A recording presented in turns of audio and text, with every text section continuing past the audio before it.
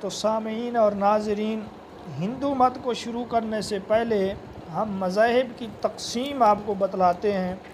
تو سوال یہ ہے، نسلی بنیادوں پر مذاہب کی کتنی قسمیں ہیں؟ تو اس کا جواب ہے، نسلی بنیادوں پر مذاہب کی 3 قسمیں ہیں: سامی، آریائی، منگولی۔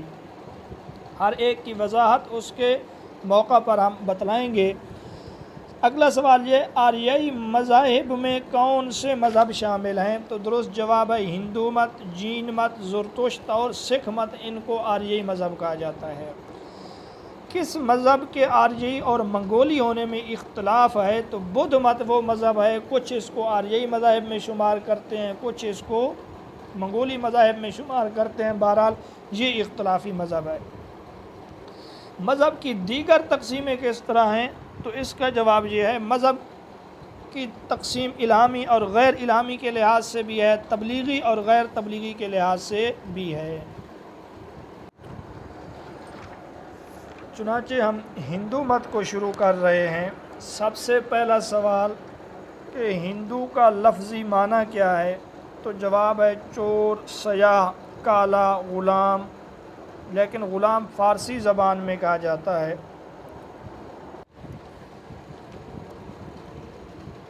بعض کہتے ہیں کہ یہ جنوبی سرحد میں دریا تھا سندھو، تو اور دریا کے دوسری طرف ایران یا فارس کے لوگ رہتے تھے۔ پنجاب میں ایک دریا تھا سندھو نام کا، اور دوسری طرف لوگ رہتے تھے ایرانی یا فارسی، وہ سندھو بولنے پر قادر نہیں تھے، تو ان کو ہندو کہا گیا، تو اس وجہ سے آہستہ آہستہ یہ نام زیادہ مشہور ہو گیا۔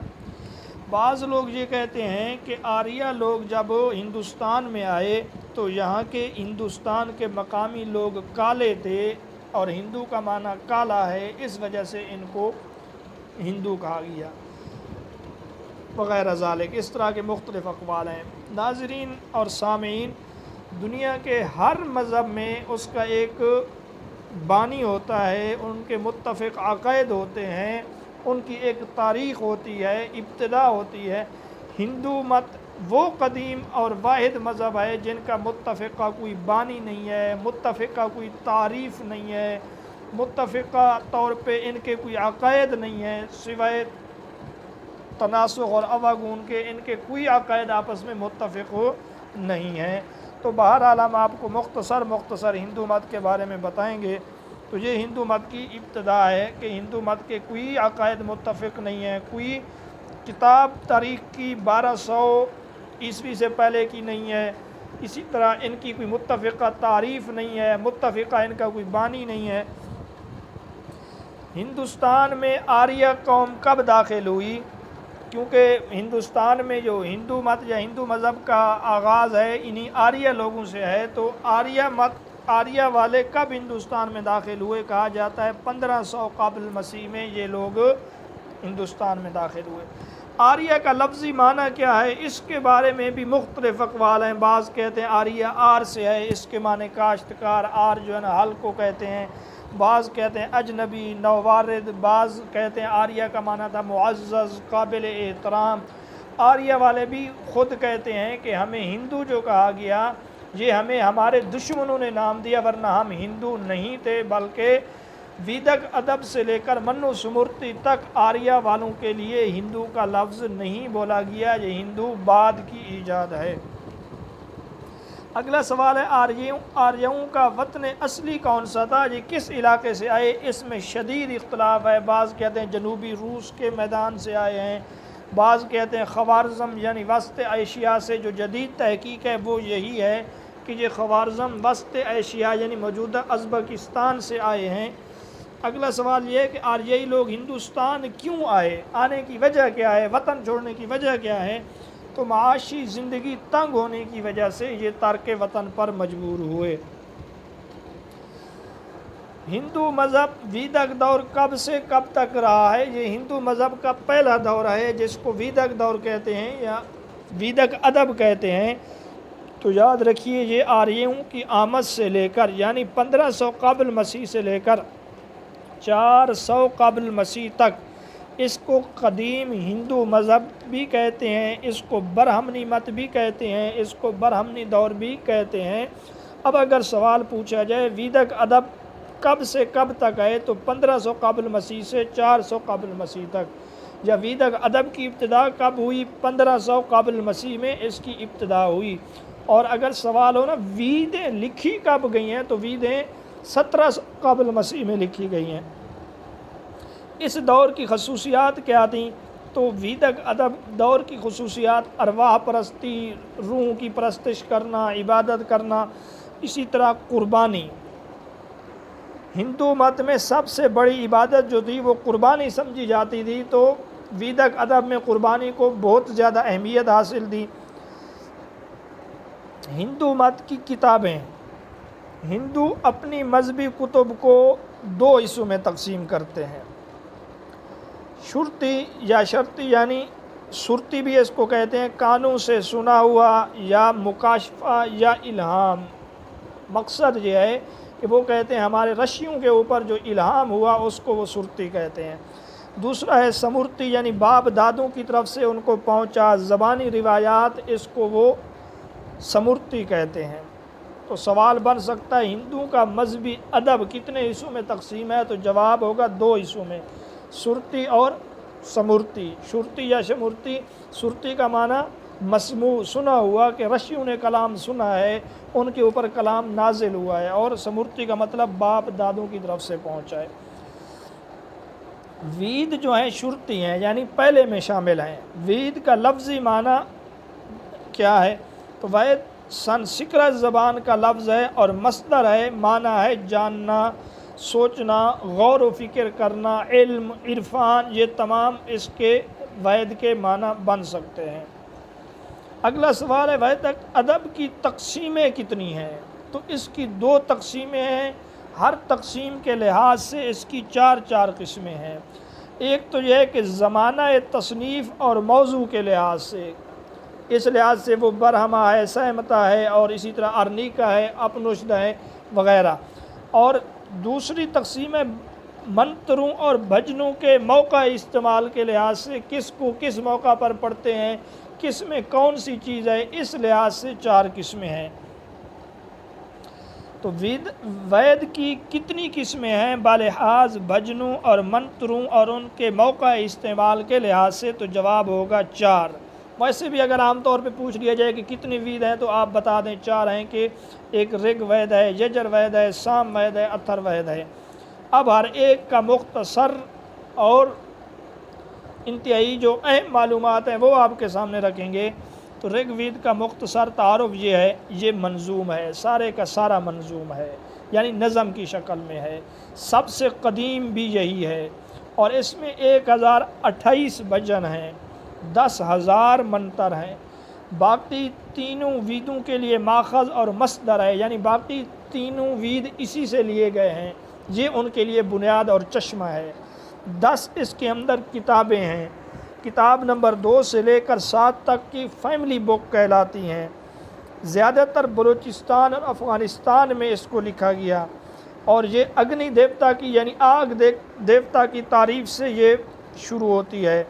سب سے زیادہ اگنی دیوتا کا اس میں ذکر ہے، اور اس وید میں دیوتاؤں کو 3 درجوں میں تقسیم کیا گیا ہے، آسمان کے دیوتا، زمین کے، فضا کے، اور ہر درجہ میں 11 دیوتا رکھے گئے ہیں۔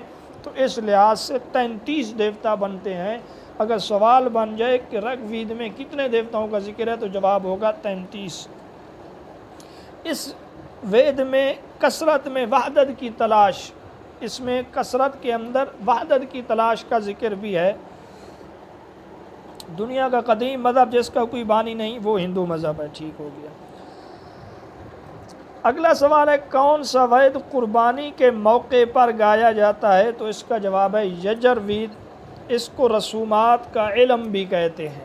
رسومات کا علم یا قربانی کے موقع پر جس وید کو گاتے اور پڑھتے ہیں وہ ہے یجر۔ اگلا سوال ہے تیسرا وید کون سا ہے؟ تو اس کا جواب ہے سام۔ سام وید۔ سام رگ وید سے ماخوذ ہے، اس کے اپنے بھجن کتنے ہیں تو آپ دیکھ رہے ہیں کہ اپنے بھجن اس کے 75 ہیں، باقی سارے کا سارا یہ بھی رگ وید سے ماخوذ ہے۔ سام وید میں کل کتنے بھجن ہیں تو اس کے بارے میں بھی مختلف اقوال ہیں، یا اس میں کل کتنے اشعار ہیں تو بعض کہتے ہیں 1500 ہیں یا 1549 ہیں، ایک قول یہ بھی ہے 810 اشعار ہیں اس میں، کس میں؟ سام وید میں۔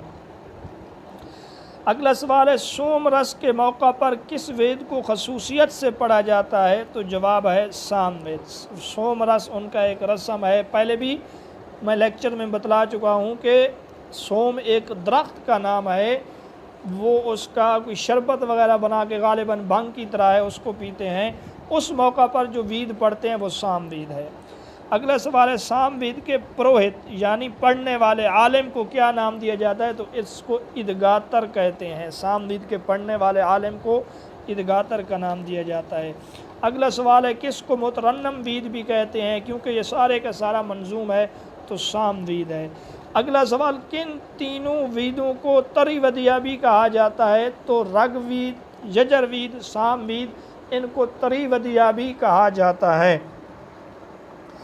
اگلا سوال اترو وید میں کل کتنے منتر ہیں تو 4 ویدوں میں جو آخری وید ہے وہ اترو منتر ہے، یہ ان کے بعد لکھی گئی ہے، اس کی اہمیت بھی نہیں ہے بلکہ بعض رشی تو اس کو تسلیم ہی نہیں کرتے، تو اس میں 6000 منتر ہیں، اس میں کل 6000 منتر ہیں، آدھا نظم پر مشتمل ہے، آدھا نثر پر مشتمل ہے۔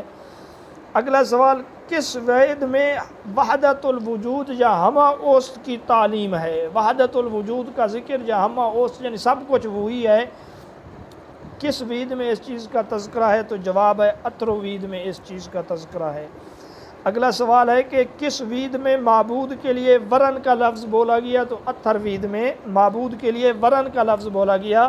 یہاں سوال یوں بھی بن سکتا ہے کہ اتھر وید میں معبود کے لیے کون سا لفظ بولا گیا، دیوتا، ورن وغیرہ وغیرہ، وشنو کیا بولا گیا تو آپ نے ورن ہی لکھنا ہے۔ اگلا سوال یہ کون سا وید جادو، ٹونا، منتر وغیرہ کا ایک معجون مرکب ہے تو درست جواب ہے اترو وید، جو جادو، ٹونا اور اس طرح کی چیزوں پر مشتمل ہے۔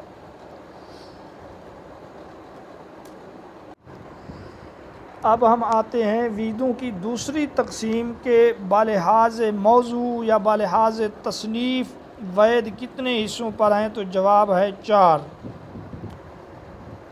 منتر بھاگ یا سمہتا بھاگ یہ ویدوں کا پہلا حصہ ہے، یہ کس پر مشتمل ہے تو اس کا جواب ہے دعاؤں پر۔ وہ مضمون کے اعتبار سے، موضوع کے اعتبار سے ہر وید جو ہے 4 حصوں پر مشتمل ہے۔ پہلے حصے میں دعائیں، حمد وغیرہ ان کی اپنی ہوتی ہیں، دوسرے حصے میں منتروں کی تشریح ہوتی ہے، تیسرا حصہ ان کا وہ ہے جو جنگلوں میں پڑھا جاتا ہے، اور چوتھا حصہ جس کو وہ اپنشد کہتے ہیں۔ تو اس لحاظ سے مختصر آپ کو بتلا رہے ہیں۔ تو پہلے حصے کو منتر بھاگ کہتے ہیں یا اس کو سمہتا بھاگ کہتے ہیں، اس میں دعائیں ہوتی ہیں، ان کی حمد و ثنا جو اپنے وہ دیوتاؤں کی کرتے ہیں، اگنی دیوتا ہو گیا، اندر دیوتا وغیرہ وغیرہ۔ اگلا سوال دوسرا حصہ برہمن بھاگ ہے، اس میں کس چیز کا بیان ہے تو جواب آپ ملاحظہ کر سکتے ہیں منتروں کی شرح اور تفصیل کا بیان ہے برہمن بھاگ میں، جو ہر وید کا دوسرا حصہ ہے۔ اگلا سوال ہے بالحاظ تصنیف ارنیک یا ارنیکا ویدوں کا کون سا حصہ ہے تو جواب ہے یہ تیسرا حصہ ہے۔ اگر سوال میں آ جائے کہ ہر وید کا ارنیکا کون سا حصہ ہے زمانے کے اعتبار سے، تصنیف کے اعتبار سے یا موضوع کے اعتبار سے تو جواب ہوگا تیسرا۔ اگلا سوال ارنیکا حصہ کہاں پڑھا جاتا ہے یا کہاں اس کو تصنیف کرتے ہیں تو جواب یہ ہے یہ وہ حصہ ہے جو جنگلوں میں تصنیف کرتے ہیں یا جنگلوں میں اس کو پڑھتے ہیں۔ ویدوں کا آخری حصہ یا ویدوں کا تتمہ جو ہے نا اپنشد کو کہتے ہیں، اس کے بارے میں انشاءاللہ ہم نیکسٹ ویڈیو کے اندر، لیکچر کے اندر مکمل آپ کو بتلائیں گے۔ اگلا سوال ہے کہ رگ وید کا جو پہلا حصہ ہے یعنی سہمتا یا منتر بھاگ، اس میں کل کتنے بھجن ہیں، کل کتنے اشعار ہیں تو 1017 اشعار ہیں۔ اگلا سوال ہے بجلی، طوفان، بارش کا جو دیوتا ہے اس کا کیا نام ہے تو اس کا نام ہے اندر دیوتا، اندر، اندر نہیں ہے، یہ اندر ہے۔ आर्यों का दुश्मन देवता कौन सा है? तो इसका जवाब है रिद्दर देवता। रिद्दर को आर्या अपना दुश्मन तस्वुर करते हैं, इसलिए उसकी इबादत ज़्यादा करते हैं, इसको रिद्दर कहते हैं। आर्यों के मुताबिक किस देवता ने शेवा का रूप धार लिया? तो जवाब है रिद्दर ने। आर्या कहते हैं कि रिद्दर ने शेवा का रूप धार लिया। चुनांचे शेवा के बारे में पहले भी मैं बतला चुका हूँ कि शेवा तबाही और बर्बादी का देवता है, इस वजह से इसकी ज़्यादा इबादत की जाती है ताकि ये उनको नुकसान न दे, आर्य लोग और हिंदू लोग कहते हैं।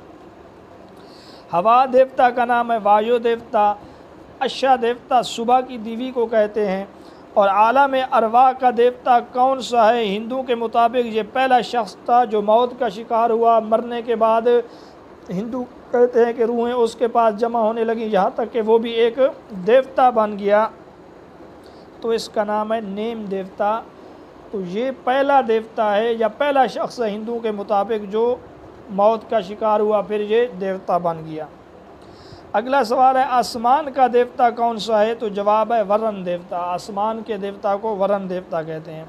अगला सवाल वेदिक अदब में सबसे अफजल कुर्बानी किसकी थी? तो दुरुस्त जवाब है घोड़ों की कुर्बानी सबसे अफजल समझी जाती थी। अगला सवाल वेदिक अदब के दूसरे हिस्सा में जो ब्राह्मण के नाम से मौसूम है, ऊपर बतला दिया गया है हर वेद का दूसरा हिस्सा ब्राह्मण कहलाता है, उसमें किसे कायनात की बुनियाद कहा गया? कि कायनात की बुनियाद यहाँ तक कि उनके जो माबूद ज़ाहिर हुए ज़हूर में आए, किस बुनियाद पर आए? तो वो कहते हैं कुर्बानी की बुनियाद पर। कायनात की बुनियाद वो कहते हैं कुर्बानी पर है। अगला सवाल है वेदों को सीखने के लिए, वेदों की तालीम के लिए गैर आर्याई लोगों के लिए जो तालीम खाने मुकर्रर किए गए, जो उनके मराकज़ मखसूस थे, वो क्या कहलाते थे? तो जवाब है तीर्थ। तीर्थ वेदों की तालीमात के वो मराकज़ हैं जहाँ गैर आर्याई लोग वेदों की तालीम सीखते हैं। अगला सवाल दुश्मनों के बारे में वेद का क्या कहना है, क्या नज़रिया है?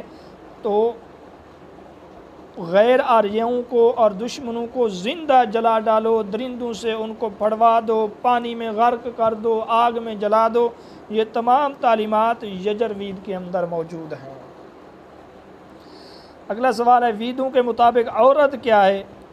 तो नऊज़ु बिल्लाह इस तरह के अल्फाज कहते हैं कि वो सानवी मखलूक है, बेवफा है, अहमक है, मुनाफिक है, उसको निकाह सानी की इजाज़त नहीं है, पति के साथ चिता में जल मरना उसका मुकद्दर है, विरासत में उसका हिस्सा नहीं है। शुक्र है अल्लाह का कि हम मुसलमान हैं। अगला सवाल कि किस वेद में है औरत से मोहब्बत नहीं हो सकती, उसका दिल इस्तिक़लाल से खाली है और अक़ल की रूह से निहायत हल्की चीज़ है? तो इसका जवाब है जो हिंदू का सबसे कदीम वेद है ऋग वेद, उसके अंदर ये चीज़ें मज़कूर हैं। तो सामीन और नाज़रीन, वेदों के मुताल्लिक जो जो अहम बातें थीं या जो जो सवालात में आ सकते थे वो सब मैंने आपके सामने रख दिए हैं। उम्मीद करता हूँ कि आप इस लेक्चर को भी पसंद करेंगे। इंशाअल्लाह बहुत जल्द एक नए लेक्चर के साथ हाज़िर होंगे। इजाज़त दीजिए, अल्लाह हाफ़िज़।